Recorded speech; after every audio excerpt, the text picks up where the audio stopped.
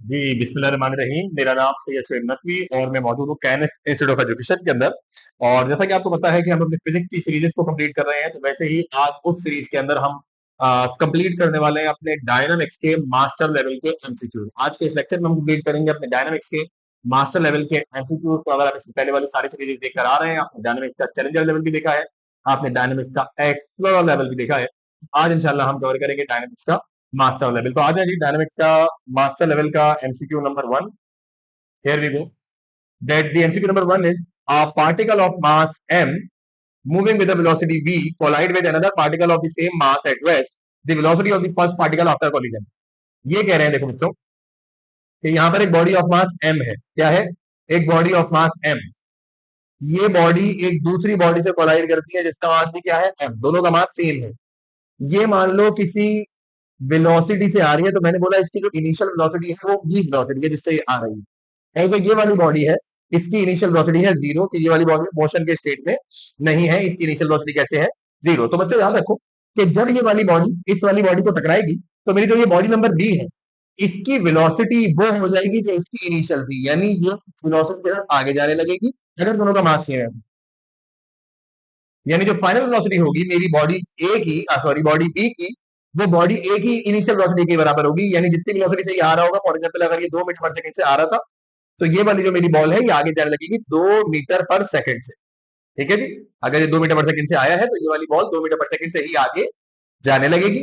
और ये वाली जो बॉल जो इस वेलोसिटी से आ रही थी, वो यहां पर आके रुक जाएगी, तो यहां पर आके इसकी फाइनल वेलोसिटी हो जाएगी जीरो। यहां पर आके इसकी फाइनल वेलोसिटी कितनी हो जाएगी बच्चों? जीरो हो जाएगी। So the correct answer is, हमें बोला जा रहा था कि after collision the velocity of the first particle, particle 1 यानी कि बॉडी ए की फाइनल वेलोसिटी क्या होगी टकराने के बाद? जीरो होगी। इसको समझो ऐसे कि मान लो कि बॉडी आगे की तरफ जा रही है, एक और बॉडी उसके आगे रखी हुई है जिसका मास भी उतना ही है जितना इस वाली बॉडी का है। जब ये वाली बॉडी उसको टकराएगी, तो समझ लो वो वाली बॉडी आगे की तरफ जाने लगेगी और ये वाली आकर रुक जाएगी, इसलिए इसकी फाइनल वेलोसिटी जीरो। ये एक्चुअली में मोमेंटम के केसेस हैं। This is due to law of conservation of momentum. ये law of conservation of momentum के तहत ये चीज साबित भी होती है। सो ग्रेट, बहुत जबरदस्त। आ जाए अगले एमसीक्यू की तरफ चलते हैं। MCQ number 2, here we go that is MCQ number 2। MCQ number 2 है an object with a mass of 5 KG. Data बना लेते हैं, क्या कहा जा रहा है? An object with a mass of 5 KG, constant velocity of 10 metre per second. एक गाड़ी है जिसकी, एक बॉडी है जिसकी कांस्टेंट वेलोसिटी है 10 metre per second. Constant force then act for 5 second, then इसके ऊपर एक फोर्स लगी 5 सेकंड, 5 सेकंड तक इसके ऊपर एक फोर्स लगी and given velocity of 2 metre per second. यानी कि ये चल रही थी 10 मीटर पर सेकंड से, वो फोर्स लगने के बाद इसकी जो फाइनल वेलोसिटी हो गई वो हो गई 2 मीटर पर सेकंड। कह रहे हैं force acting on the object, हमें बताइए कितनी फोर्स लगी होगी इस ऑब्जेक्ट पर इसकी वेलोसिटी को 10 मीटर पर सेकंड से 2 मीटर पर सेकंड पर लाने पे। क्योंकि यहाँ पर वेलोसिटी डिक्रीज हुई है, तो हम बोलेंगे यहाँ बॉडी ने डीसेलरेट किया है। तो डीसेलरेशन की वैल्यू निकालने के लिए फॉर्मूला होगा final velocity minus initial velocity upon time. तो फाइनल वेलोसिटी कितनी है? 2 मीटर पर सेकंड, और इनिशियल वेलोसिटी कितनी थी? 10 metre per second, divide by time कितना है? 5 सेकंड। तो अगर हम इसको सॉल्व करें तो it will became 2 minus 10 became minus 8 upon 5, then acceleration would be equal to 5 upon 8 कितना होगा? 1.6। एक्सेलरेशन निकल कर आ गई बच्चों माइनस का 1.6 मीटर पर सेकंड स्क्वायर। अब ये एक्सेलरेशन जो आई है, ये नेगेटिव क्यों आई है? क्योंकि बॉडी जो है वो रुकने के लिए आगे जा रही है, बॉडी जो है वो रुकने के लिए आगे जा रही है, इस वजह से ये आई है माइनस का 1.6 मीटर पर सेकंड स्क्वायर। अब हमें क्योंकि फोर्स पूछ ली, तो फोर्स का फॉर्मूला क्या होता है? F equals to ma, then F is equals to mass कितना है? 5 केजी, और एक्सेलरेशन कितनी है? माइनस का 1.6। तो जब आप इसको मल्टीप्लाई करेंगे तो आंसर आएगा माइनस का 8 न्यूटन। आंसर कितना आएगा? माइनस का 8 न्यूटन। अब ऑप्शन चेक करें, 5 न्यूटन, 10 न्यूटन, माइनस 12, माइनस 15, ये ऑप्शन में कोई टाइपिंग मिस्टेक है, या तो इन डेटा डेटा वैल्यूज के अंदर कुछ टाइपिंग मिस्टेक है जिसकी वजह से आंसर यहाँ मेंशन नहीं है। तो the correct answer is minus का 8 न्यूटन। हम इसको क्रॉस चेक भी कर लेंगे, लेकिन इसका जो करेक्ट आंसर आ रहा है वो क्या आ रहा है? माइनस का 8 न्यूटन। क्या इतनी बात समझ में आई है? 5 केजी की बॉडी थी, कांस्टेंट वेलोसिटी से मूव कर रही थी 10 मीटर पर सेकंड की, 5 सेकंड तक ब्रेकिंग फोर्स लगी तो वेलोसिटी हो गई 2 metre per second. Opposite direction में जो फोर्स बतानी है कितनी है, तो हमने फोर्स बता दी माइनस का 8 न्यूटन। तो ग्रेट बच्चों, आगे चले एमसीक्यू नंबर 3 पर। Here we go. That MCQ number 3 is in a tug of war, an inextensible rope is pulled by two teams in opposite direction. A central line. Each team has 4 players. Each player is applying 10 Newton force on the rope. During the game, if the rope is balanced over the central line, then the tension in the rope will be. देखो क्या कह रहे हैं, tug of war. Tug of war समझते हो, रस्ता कशी जो होती है। तो मान लो उसमें 4 लोग इधर है, 1 2 3 4, और यहां भी 4 लोग हैं, 1 2 3 4। ये एक रस्सी को अपनी तरफ खींच रहे हैं, वही रस्सी इन्होंने भी पकड़ी दी है। ये रस्सी को अपनी तरफ खींच रहे हैं, ये रस्सी को अपनी तरफ खींच रहे हैं। इसमें से हर एक बंदा जो है ना वो 10-10 न्यूटन की फोर्स लगा रहे हैं। तो 4 बंदे मिलकर यहां से 40 न्यूटन की फोर्स लगाएंगे, और यहां से 4 बंदे मिलकर अपोजिट डायरेक्शन में 40 न्यूटन की फोर्स लगाएंगे। अगर आप नेट फोर्स निकालो, तो क्योंकि इन दोनों फोर्सेस की डायरेक्शन अपोजिट है, अगर मैं इस वाली फोर्स को पॉजिटिव कहता हूं, तो मुझे इस वाली फोर्स को नेगेटिव कहना पड़ेगा। तो +40 -40 बिकेम 0, +40 -40 बिकेम 0। यानी जो नेट फोर्स होगी उस रोप के बच्चों 0 तकरीबन ना होने के बराबर। तो नेट फोर्स नहीं होगी तो बॉडी में कोई टेंशन भी एक्सपीरियंस नहीं होगी। टेंशन क्या होती है, नेट फोर्स जो बॉडी के अंदर रिमेनिंग बचती है। क्योंकि यहाँ पर कोई टेंशन, क्योंकि यहाँ पर कोई नेट फोर्स नहीं है, इसलिए यहाँ पर कोई टेंशन भी नहीं है। So the correct option is option number A, 0 Newton. तो करेक्ट आंसर इज 0 न्यूटन। आगे चलें। If an object move with the help of wheels from one point to another on the rough surface, अगर एक object मान लो कि ये wheel है और एक ऑब्जेक्ट इस व्हील के ऊपर ट्रेवल करता हुआ किसी रफ सरफेस पर ट्रेवल कर रहा है, मान लो ट्रॉली है, then the type of friction between the wheel and surface. देखो बेटा, अगर कोई सर्कुलर ऑब्जेक्ट हो और एक स्मूथ सरफेस हो या रफ सरफेस हो, तो सर्कुलर ऑब्जेक्ट और सरफेस के बीच में जो फ्रिक्शन होती है वो रोलिंग फ्रिक्शन होती है। कैसी फ्रिक्शन होती है, रोलिंग फ्रिक्शन होती है। और एक बात और याद रखना, रोलिंग फ्रिक्शन जो होती है वो हमेशा कम होती है स्लाइडिंग फ्रिक्शन से। रोलिंग फ्रिक्शन जो है वो हमेशा कम होती है स्लाइडिंग फ्रिक्शन से, इसीलिए टायरों को गोल बनाया जाता है। और जो आपके घर के अंदर इलेक्ट्रॉनिक अप्लायंसेस हैं उनके अंदर भी व्हील लगाए जाते हैं, ताकि रोलिंग फ्रिक्शन की वजह से फ्रिक्शन की वैल्यू इन पर कम लगे और आप इजीली मूव कर पाए। ठीक है जी, बात समझ में आ रही है यहाँ तक क्या हुआ, आगे चले। अगला MCQ, MCQ number 5। 4 different forces F1 F2 F3 F4 of the same magnitude are acting on the given meter scale. Which force produce the maximum torque? कौन सी फोर्स इससे प्रोड्यूस करेगी दोस्तों मैक्सिमम टॉर्क? तो देखो, टॉर्क का जो formula होता है वो होता है torque is equals to F cross R। अब सवाल ये है कि यहाँ पर फोर्सेस चारों की सेम ही है, फोर्सेस तो चारों की सेम ही है, तो अब ये डिसाइड करना है कि टॉर्क कौन प्रोड्यूस करेगा। वो सिर्फ इस बात पर डिपेंडेंट है कि किसका रेडियस ज्यादा है या किसका मोमेंट आर्म ज्यादा है। अब मोमेंट आर्म क्या होता है, मोमेंट आर्म होता है कि जहां ऑब्जेक्ट घूम रहा है और जहां से फोर्स लग रही है उसका डिस्टेंस। जहां से ऑब्जेक्ट घूम रहा है और जहां से फोर्स लग रही है उसका डिस्टेंस होता है बच्चों मोमेंट आर्म। तो भाई फोर्स तो चारों की सेम ही है, जिसका मोमेंट ज्यादा होगा उसकी फोर्स ज्यादा होगी, जिसका मोमेंट सॉरी जिसका मोमेंट आर्म ज्यादा होगा उसका टॉर्क ज्यादा होगा। तो मैंने कहा आ जाओ जरा चेक करें किसका डिस्टेंस ज्यादा है। तो ये देखें आप, ये ये सेंटर पॉइंट है, पिवटेड पॉइंट, और ये है 20।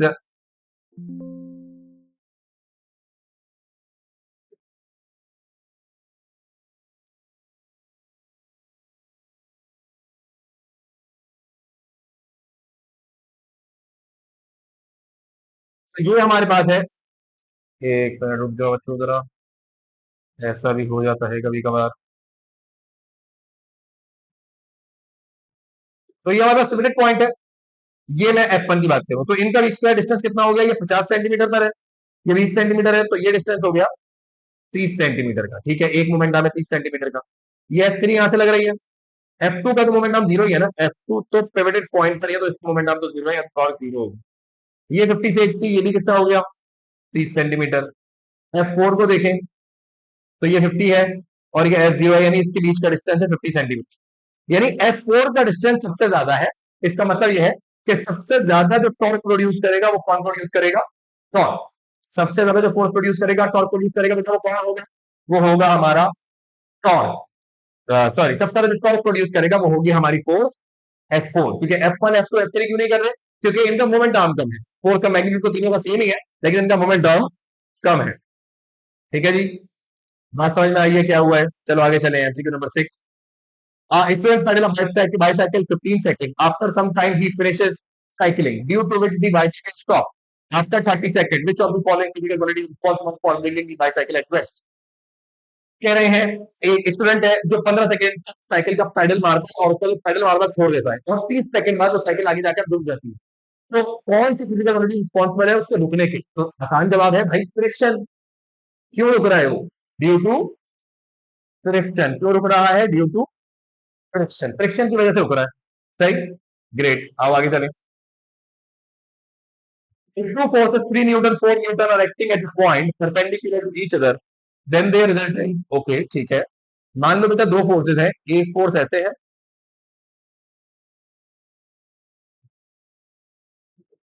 3 न्यूटन और एक फोर्स ऐसे है 4 न्यूटन। समझ लो ये फोर्स का वाई एक्सिस है 3 न्यूटन और ये फोर्स का एक्स एक्सिस है 4 न्यूटन। मुझसे पूछ रहे हैं कि बताओ रिजल्टेंट फोर्स क्या होगी? तो सबसे पहले इनकी रिजल्टेंट फोर्स होगी बेटा यहाँ। तो याद रखो, अगर आप एफ एक्स और एफ वाई दे दिया गया हो तो रिजल्टेंट फोर्स का फॉर्मूला होता है रूट ऑफ एफ एक्स का square plus root of F Y का स्क्वायर। एफ एक्स कितना है? एफ एक्स है 4। चलो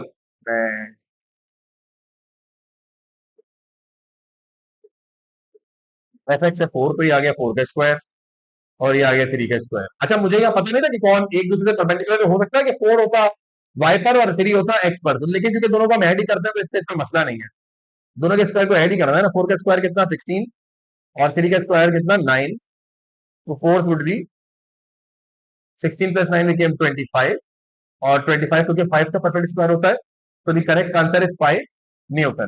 करेक्ट आंसर इज 5 न्यूटन। तो क्या बात समझ में आई है बच्चों? The correct answer is 5 Newton. सही। होपफुली आपको ये वाली बात समझ में आई होगी कि इसमें क्या हुआ है। आ जाओ आगे चले क्वेश्चन नंबर 8 पर।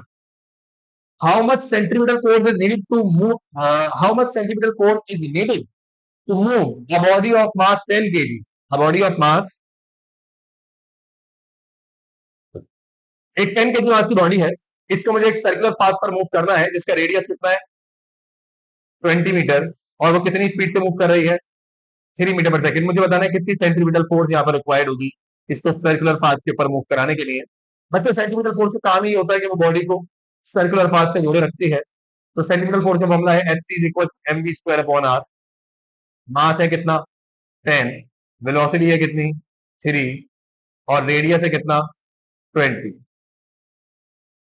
Then F is equal to 3 का स्क्वायर बिकेम 9 और ये हो गया 20। 0 से 0 कैंसिल, 9 को 2 से आप डिवाइड करेंगे, it will become 4.5 newton. It will become 4.5 newton. तो the correct answer is 4.5 Newton. Here we go, that the correct answer is 4.5 Newton. Let's move on to question number 9. The nature of inertia of a body depend upon its, जो inertia होता है body के अंदर वो किस पर depend करता है? तो ये मैंने पहले भी बताया है कि इनर्शिया जो होता है बॉडी के अंदर वो उसके मास पर डिपेंड करता है। किस पर डिपेंड करता है? मास पर डिपेंड करता है। बॉडी के अंदर जो इनर्शिया होता है वो उसके मास पर डिपेंड करता है। आओ जी आगे चले। If an astronaut attains a height equal to the radius of Earth, then its weight related to the Earth surface will be, मान लो एक एस्ट्रोनॉट था जो पहले यहाँ अर्थ के सरफेस पे खड़ा हुआ था। यहां पर जो ग्रेविटी की वैल्यू इस पर एक्ट कर रही थी वो थी 9.8 एम। क्या थी? 9.8 एम। एम मतलब 9.8 मीटर पर सेकंड। तो मैं इसका वेट निकालू अर्थ के सरफेस पर तो वो कितना आएगा? W is equal to M G, यानी W is equal to gravity के बजाय रख दो 9.8। मास तो मुझे बॉडी का नहीं पता तो मैंने कहा 9.8 एम उसका वेट हो गया। ठीक है, मास तो नहीं पता ना उसका। मास यहाँ पुट करेंगे, मल्टीप्लाई करेंगे ग्रेविटी से तो वेट आ जाएगा। मैंने कहा मास तो नहीं पता, मास को ऐसे ही रखो, बट ग्रेविटी 9.8 ही है। ठीक है, दूसरा केस लेते हैं। क्या ये अर्थ थी? ये अर्थ का रेडियस था। एस्ट्रोनॉट अर्थ के रेडियस से ऊपर गया कितना, जितना रेडियस ऑफ अर्थ था उतना ही ऊपर गया, और अब एस्ट्रोनॉट यहां है, तो यहां पर इसका वेट कितना होगा। तो सवाल यह है, यहां पर ग्रेविटी के साथ क्या हुआ होगा, ग्रेविटी बढ़ गई होगी या कम हो गई होगी। तो बच्चों याद रखना, एल्टीट्यूड के ऊपर ग्रेविटी जो है वो हमेशा कम होती है। जैसे जैसे एल्टीट्यूड के ऊपर जाते जाओगे वैसे वैसे ग्रेविटी की वैल्यू कम होती चली जाएगी एल्टीट्यूड के ऊपर। तो देखो बेटा, ग्रेविटी का जो फॉर्मूला होता है ना वो ये, G M E, gravitational constant multiply mass of earth into R E plus H का स्क्वायर। तो यहां पर बॉडी ने जो हाइट कवर की है वो किसके ही बराबर है, वो रेडियस ऑफ अर्थ के ही बराबर है, उसका square. Then G M E upon R E plus R E became, यहां मैंने एच के बजाय आर ई क्यों रखा, क्योंकि बॉडी ने जो हाइट कवर की है वो रेडियस ऑफ अर्थ के बराबर है। Then gravity would be like G M E upon 4 R E square. ये मैं ग्रेविटी प्राइम कह रहा हूं इसको, यानी आप समझ लें कि ये कहां की ग्रेविटी है, उस हाइट।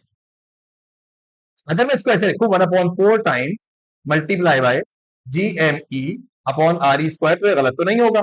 क्यों, इसके तहत आपने बोला gravity prime is equal to 1/4, और ये जो है G M E upon R E square, ये तो gravity on the surface of. तो पता चला कि जो सर्टेन हाइट के ऊपर ग्रेविटी होगी वो ग्रेविटी ऑफ अर्थ का 1/4 होगा। देखो मास तो सेम है, लेकिन ग्रेविटी 1/4 हो गई तो वेट भी 1/4 हो जाएगा। अगर ग्रेविटी 1/4 हो गई, देखो उस सर्टेन हाइट के ऊपर जो बच्चों ग्रेविटी है वो अर्थ के सरफेस पर जो ग्रेविटी होगी उसका 1/4 होगा, ये हमने सिलेक्ट। इसका मतलब वेट भी जो है वो कितना रिड्यूस हो जाएगा, वेट भी 1/4 रिड्यूस हो जाएगा। मास तो सेम ही है ना, अगर ग्रेविटी 1/4 कम हो गई तो वेट भी 1/4 कम हो गया। अगर ग्रेविटी 1/4 कम हो गई तो वेट भी, क्या फील आया, क्या समझ में आया कि इसके अंदर क्या हुआ है। नहीं आया कोई मतलब वाली बात नहीं होती। अगर आप किसी चीज में कोई कंफ्यूजन हो तो आप हमसे कमेंट करके इजीली पूछ सकते हो, या हमारा व्हाट्सएप ग्रुप का सपोर्ट भी है, इसमें आके भी पूछ सकते हो। ठीक है जी, आ जाओ आगे चले। Question number 10 11, if the position of a body is disturbed and it does not return to its original position, then the body will begin। कह रहे हैं कि एक बॉडी है जिसकी पोजीशन को हमने डिस्टर्ब किया, थोड़ा सा मूव किया, तो अब तुम्हें बता दूं कि ये जो तीन तुम्हें ऑप्शन दिए गए हैं, स्टेबल इक्विलिब्रियम, अनस्टेबल इक्विलिब्रियम और न्यूट्रल इक्विलिब्रियम, ये होते क्या। स्टेबल इक्विलिब्रियम है कि बॉडी को उसके इक्विलिब्रियम पॉइंट से डिस्टर्ब किया और उसने दोबारा से वहीं पर इक्विलिब्रियम पॉइंट दोबारा अचीव कर दिया। ठीक, दिस इज एक्चुअली अब चेयर थी, चेयर को थोड़ा सा टिल्ट किया, चेयर दोबारा से सीधी होगी वहीं पर आ गई, दोबारा इक्विलिब्रियम उसने अचीव कर दिया, स्टेबल इक्विलिब्रियम। न्यूट्रल इक्विलिब्रियम क्या होता है कि बॉडी का इक्विलिब्रियम डिस्टर्ब हुआ या बॉडी ने किसी नई जगह पर जाकर इक्विलिब्रियम बना दिया। बॉडी का इक्विलिब्रियम डिस्टर्ब हुआ और बॉडी ने किसी नई पोजीशन पर जाकर इक्विलिब्रियम बना लिया, लेकिन बॉडी अपने ओरिजिनल पोजीशन में वापस नहीं आती न्यूट्रल इक्विलिब्रियम में। मतलब चेयर अगर गिर गई तो जब गिरी है तब भी दोबारा वो इक्विलिब्रियम स्टेट में आ गई है, जब खड़ी हुई थी तो भी इक्विलिब्रियम स्टेट में थी, गिर गई तब भी इक्विलिब्रियम स्टेट, लेकिन पोजीशन चेंज हो गई है, लेकिन अपनी ओरिजिनल पोजीशन में वापस नहीं आई, तो ये न्यूट्रल इक्विलिब्रियम है। इस तरह इक्विलिब्रियम क्या है कि बॉडी अगर डिस्टर्ब हो और वो दोबारा इक्विलिब्रियम अचीव भी ना करे तो इसको हम कहते हैं अनस्टेबल इक्विलिब्रियम। यहाँ अनस्टेबल इक्विलिब्रियम और न्यूट्रल इक्विलिब्रियम, ये दो ऐसी टाइप है इक्विलिब्रियम की, तो इसके अंदर बॉडी अगर एक दफा अपनी पोजीशन से डिस्टर्ब हो जाए तो वो अपनी ओरिजिनल पोजीशन पे कभी वापस नहीं आती। तो इसके अंदर बॉडी अगर एक दफा अपनी पोजीशन से डिस्टर्ब हो जाए तो कभी अपनी ओरिजिनल पोजीशन के ऊपर वापस नहीं आती। इसका मतलब है कि न्यूट्रल इक्विलिब्रियम और unstable equilibrium would be correct answer. 2 and 3 neutral equilibrium है, अनस्टेबल इक्विलिब्रियम। ठीक है बच्चों, आगे चलें। Question number 12, which of the following correctly describe the variation of G with altitude। देखो जी, मैं आपको बता दूं, ग्रेविटी ऑफ अर्थ का जो फॉर्मूला है ना वो है G M E upon R E square. इस रिलेशन को मैं ऐसे भी लिख सकता हूं कि gravity is inversely proportional to distance from centre of earth का स्क्वायर। ये है आर ई यानी कि distance from the centre of earth का स्क्वायर। तो ये देखिए डायरेक्टली प्रोपोर्शनल तो है ही नहीं, inversely proportional distance from centre of earth नहीं, square of the distance from the centre of earth होगा ना, डायरेक्टली प्रोपोर्शनल तो हो ही नहीं सकता, तो डायरेक्टली प्रोपोर्शनल वाले तो दोनों काट दो। डी वाला देखो, it is inversely proportional to the square of the distance from the center of earth, of the distance of the center of earth, so D should be the correct answer of this MCQ। D is the correct answer of this MCQ। तो great बच्चों, आगे चलें। An object is moving with uniform speed in a circle. If the radius of the path is doubled, then the centripetal force, देखो बेटा formula देखा करो जब भी ऐसा रिलेशन बना हो, तो सेंटीमीटर फोर्स का फॉर्मूला है mv स्क्वायर अपॉन आर। अगर तुम रेडियस को डबल करोगे तो तुम आर के बजाय क्या रखोगे बच्चों? तुम आर के बजाय रखोगे 2r, तुमने रेडियस को क्या कर दिया? डबल। तुम बोलोगे कि अगर यहाँ 2 आ गया, इसका मतलब यह है कि तुमने इस mv स्क्वायर अपॉन आर को किससे डिवाइड कर दिया? 2 से। mv स्क्वायर अपॉन आर को तुमने किससे डिवाइड कर दिया? 2 से। तो इसका मतलब ये हुआ कि तुम्हारी सेंटीमीटर फोर्स आधी हो गई। जब रेडियस डबल हुआ तो सेंटीमीटर फोर्स आधी हो जाती है, याद रखना। तो देखो कहां है, रिड्यूस टू 1/2। जब रेडियस डबल हुआ तो सेंटीमीटर फोर्स कैसी हो गई? आधी हो गई। इसको हम कहते हैं reduce to 1/2। Centimetre force half हो गई रेडियस के डबल होने से। ठीक, चलो बच्चों आगे चले। MCQ number 14, the body is in stable equilibrium after slightly tilt in its center of gravity। मैं आपको ये बात समझा देता हूं। देखो बॉडी स्टेबल इक्विलिब्रियम में तभी होगी कि जब उसका सेंटर ऑफ ग्रेविटी उसके लोअर मोस्ट पॉइंट पर हो। क्यों? अगर बॉडी इस तरीके से रखी हुई है, इससे सेंटर ऑफ ग्रेविटी कहीं यहां है, अगर ये बॉडी थोड़ी सी टिल्ट हुई,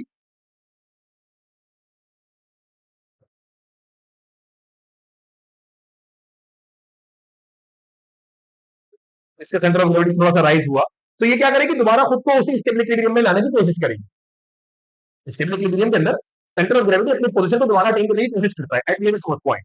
तो I body is in stable equilibrium after slightly tilt its centre of gravity its lowest position. Centre of gravity उसके लोवेस्ट पोजीशन के ऊपर होता है, तो इसको हम कहते हैं क्या?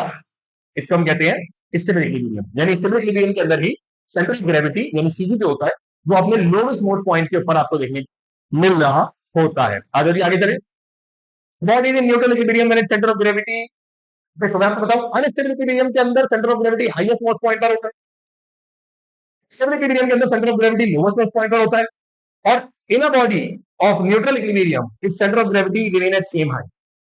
अगर आप बॉडी को थोड़ा सा टिल्टेड भी करेंगे ना तो सेंटर ऑफ ग्रेविटी की पोजीशन चेंज नहीं होती, जबकि स्टेबल इक्विलिब्रियम के अंदर सेंटर ऑफ ग्रेविटी थोड़ा सा ऊपर की तरफ जाता है, अनस्टेबल इक्विलिब्रियम के अंदर सेंटर ऑफ ग्रेविटी थोड़ा नीचे की तरफ आता है, जबकि न्यूट्रल इक्विलिब्रियम के अंदर बॉडी का सेंटर ऑफ ग्रेविटी चेंज नहीं होता। याद रखिए, न्यूट्रल इक्विलिब्रियम के अंदर बॉडी का सेंटर ऑफ ग्रेविटी चेंज नहीं होता। इस वजह से a body is in neutral equilibrium when its centre of gravity remains at the same height. ठीक, बात समझ में आई? लोवेस्ट मोस्ट पॉइंट क्यों नहीं? क्योंकि लोवेस्ट मोस्ट पॉइंट में तो स्टेबल इक्विलिब्रियम में होता है। हाईएस्ट मोस्ट पॉइंट क्यों नहीं? क्योंकि इसमें तो अनस्टेबल इक्विलिब्रियम में होता है, और बेस की वजह से बॉडी इक्विलिब्रियम में नहीं रहती, हाइट की वजह से रहती। ठीक है बच्चों, समझ में आया क्या हुआ है? आगे चलें। Bunsen burner is made stable by increasing its length। नहीं, इंक्रीज बनाओगे तो लेंथ बढ़ाओगे तो अनस्टेबल होगा। मास नहीं, मास को बढ़ाने से स्टेबिलिटी थोड़ी बढ़ती। डिक्रीजिंग बेस एरिया, लेकिन देखो डिक्रीज करोगे ना बेस एरिया को तो स्टेबिलिटी डिक्रीज होगी। देखो ये बेस एरिया, ये क्या है? ये बेस एरिया है। तो बेस एरिया को अगर तुम रिड्यूस करोगे तो इसे गिरने का चांस बढ़ जाएगा, स्टेबल नहीं रहेगा ये। अगर ये बेस एरिया कम हो गया तो इसे गिर जाने का चांस बढ़ जाएगा, तो फिर ये स्टेबल नहीं रहेगा। तो for stable equilibrium base area को बढ़ा दोगे। अगर स्टेबल इक्विलिब्रियम के लिए अगर तुम बेस एरिया को बढ़ाओगे, स्टेबल इक्विलिब्रियम के लिए बॉडी को स्टेबल रखने के लिए बेस एरिया को हम ज्यादा रखते हैं। यूजुअली अगर किसी वर्टिकल हाइट ज्यादा हो तो उसका बेस बड़ा बनाया जाता है ताकि वो स्टेबल रहे। अगर उसकी बेस भी छोटी कर दोगे तब तो गिरने का चांस बहुत ज्यादा है। तो बंसन बर्नर को स्टेबल बनाया जाता है उसके बेस एरिया को बढ़ा के। और किसी को अगर ये नहीं पता कि बंसन बर्नर क्या होता है, तो बच्चों बंसन बर्नर केमिकल लेबोरेटरीज के अंदर किसी भी चीज को हीट करने के लिए, जैसे लिक्विड को सॉलिड को हीट करने के लिए इस्तेमाल की जाने वाली एक डिवाइस है। ये गैस पे चल रहा होता है बंसन बर्नर, और केमिकल लेबोरेटरीज के अंदर बहुत यूजफुल है। ठीक, आगे चले। Stability of racing car is increase by, racing car जो होती है, जो फॉर्मूला 1 कार होती है, इनकी स्टेबिलिटी को बढ़ाया जाता है। कैसे? इनकी हाइट बढ़ाकर। अब आप खुद सोचें, ये जो रेसिंग कार होती है क्या इनकी हाइट ज्यादा होती है? नहीं, इनकी हाइट तो बहुत कम होती है। ये तो ये नहीं है। राइजिंग सेंटर ऑफ ग्रेविटी नहीं, rising centre of gravity object को अनस्टेबल बनाता है। अनस्टेबल इक्विलिब्रियम में हमने क्या पढ़ा था? अनस्टेबल इक्विलिब्रियम के अंदर बॉडी का सेंटर ऑफ ग्रेविटी बहुत ऊपर होता है, हाईएस्ट पॉइंट पर होता है, तो वो बॉडी को स्टेबल कभी नहीं बनाता, वो अनस्टेबल बनाता है। तो ये भी नहीं। डिक्रीजिंग वर्ड मैंने अभी पीछे वाले एमसीक्यू के अंदर आपको बताया, बेस एरिया या विड्थ बढ़ाने से स्टेबिलिटी बढ़ती है, बेस एरिया या विड्थ कम करने से स्टेबिलिटी कम होती है। तो ये अगर आप डिक्रीज कर देंगे तो स्टेबिलिटी तो कम हो जाएगी। अगला आया lower the centre of gravity, बिल्कुल सही। बॉडीज का सेंटर ऑफ ग्रेविटी लोअर रहता है ना, उनका स्टेबिलिटी ज्यादा होता है। जिनका सेंटर ऑफ ग्रेविटी लोअर रहता है, उनका सेंटर ऑफ ग्रेविटी, जिनका सेंटर ऑफ ग्रेविटी लोअर रहता है, उनकी स्टेबिलिटी ज्यादा होती है। जो फॉर्मेबल स्टार्स होती है, इनकी सेंटर ऑफ ग्रेविटी को बहुत नीचे रखा जाता है, जिसकी वजह से उनकी स्टेबिलिटी बहुत ज्यादा हो जाती है। सही, सो ग्रेट, आगे चलेंगे। 36 Newton force pulls a system of three masses on a horizontal frictionless surface. The expression बहुत आसान है। देखो फोर्स कितनी लगी है तो ये समझ लो 36 न्यूटन से मैं इन तीन मासेस को खींच रहा हूं। फोर्स कितनी लगी है? 36 न्यूटन। कितने मास पर? एक मास था 8 केजी, एक मास था 6 केजी, एक मास था 4 केजी। तो 8 plus 6 is 14 and 14 plus 4 is 18 KG. अगर मैं एक्सेलरेशन निकालूंगी, मुझसे एक्सेलरेशन पूछी है, तो मैं बोलूंगा F is equal to ma। Force कितनी है? Force 36 Newton.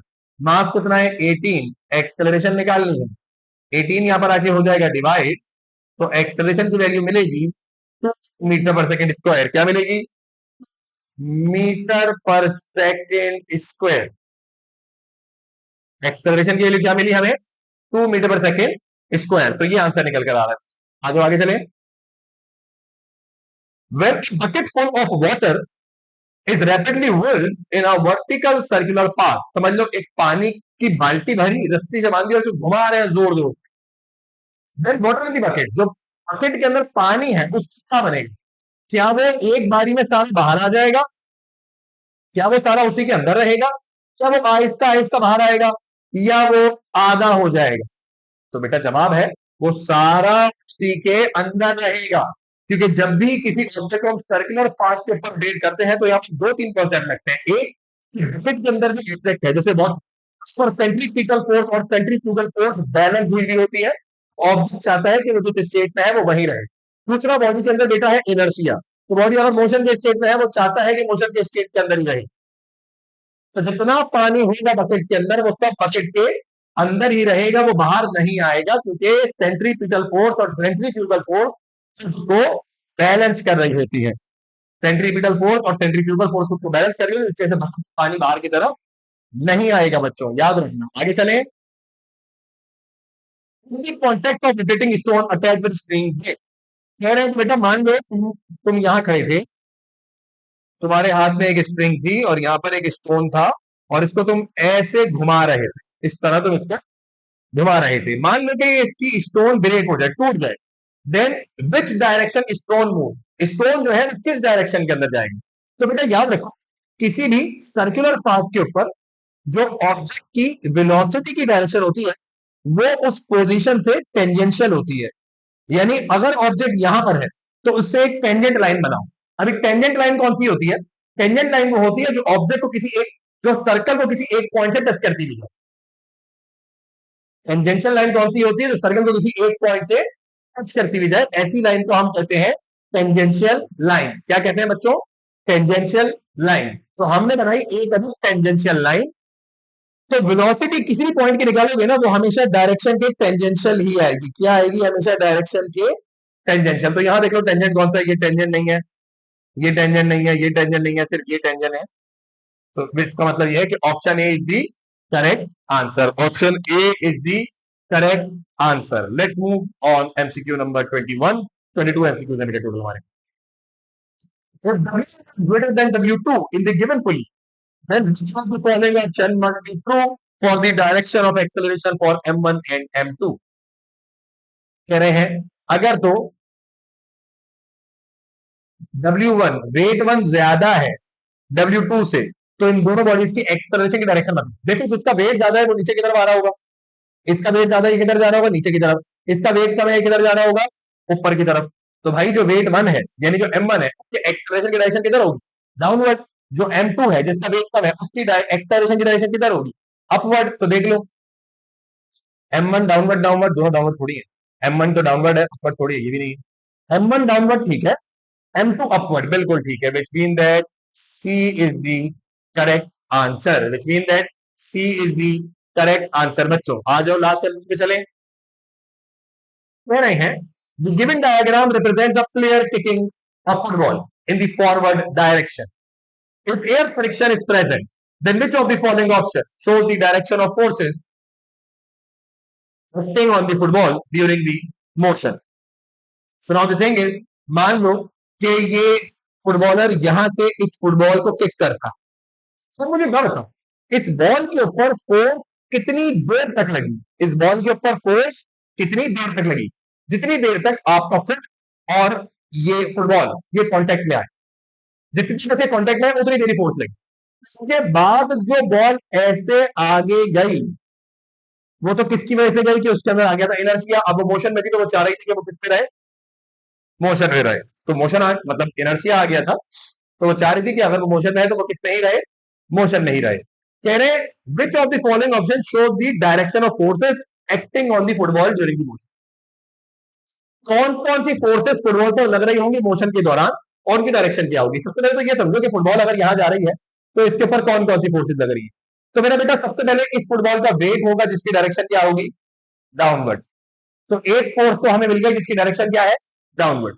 दूसरी फोर्स होगी इसके ऊपर एयर फ्रिक्शन, दूसरी फोर्स क्या होगी इसके ऊपर, एयर फ्रिक्शन। एयर फ्रिक्शन का काम क्या है, रिलेटिव मोशन को एडजस्ट करना। एयर फ्रिक्शन की फुटबॉल आगे जा रही होगी, एयर फ्रिक्शन की फोर्स लग रही होगी पीछे, एयर फ्रिक्शन की फोर्स किधर लग रही होगी, पीछे की तरफ। यानी कि देखो कि इसका वेट यहां से डाउनवर्ड है और एयर फ्रिक्शन इस पर यहां से पीछे की तरफ लग रही है। तो दो फोर्सेज है बेटा इस पर, एक वेट एक एयर फ्रिक्शन। वेट की डायरेक्शन डाउनवर्ड, एयर फ्रिक्शन की डायरेक्शन बैकवर्ड। तो देखो कौन सा ऑप्शन सही है, ये भी नहीं है, ये भी नहीं है। इसको देखो, वेट की डायरेक्शन डाउनवर्ड और एयर फ्रिक्शन की डायरेक्शन बैकवर्ड। तो इस लिहाज से B is the correct answer. क्या बात समझ में आ रही है, इस लिहाज से B is the correct answer. So here we go बच्चों, आज हमने डायनामिक्स के मास्टर लेवल के एमसीक्यूज भी कंप्लीट कर लिए। Well done. अगर तुम चैलेंजर लेवल, एक्सपर्ट लेवल सब देख कर आए हो तो तुम अपने एग्जाम्स के लिए बहुत अच्छी तैयारी कर रहे हो। गुड लक बेटा, keep it up your learning. Thank you so much for your time. Allah.